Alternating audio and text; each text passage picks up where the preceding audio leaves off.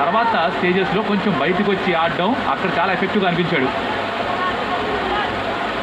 ఇక్కడ Sanju Samson fans 170 strike rate చూస్తారు. RR fans 3 సార్లు అవుట్ చేశారని చూస్తారు. అందుకని ఈ బ్యాటిల్ చాలా ఇంట్రెస్టింగ్ అని ఒక బాల్ పడక ముందే మనం మాట్లాడాం. ఆర్చర్ ఏం చేస్తున్నాడంటే ఇప్పుడు దాకా పైకి పిచ్ చేస్తున్నాడు. ఆ షార్ట్ ఆఫ్ లెంత్ బాల్ చాలా చక్కగా పిచ్ చేస్తాడు సంజు శాంసన్. వేస్ట్ అయితే వచ్చిందా అది బయటకు తరలిస్తాడు.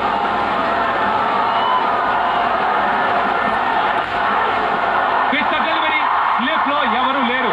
ఢిల్లీ మిడాన్లో ఒక ఫీల్డర్ని పెట్టారు కానీ పెట్టాల్సిన స్లిప్లో ఫీల్డర్ని పెట్టుకోలేదు క్యాప్టెన్ అండ్ బౌలర్.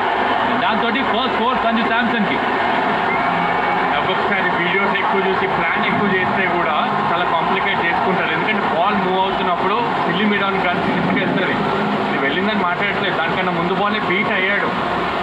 అది ఎవిడెన్స్గా తీసుకొని అయినా స్లిప్ ఎట్టు ఉండాల్సింది. బాల్ మూవ్ అవుతుంది, కాలు కర్లరు సంజు శాంసన్ది. రెండో స్లిప్ ఉండుంటే thank you very much good night అని చెప్తుండే సంజు శాంసన్కి. కానీ మొదటి బౌండరీ సంజు శాంసన్కి సిఎస్కే కలర్స్లో.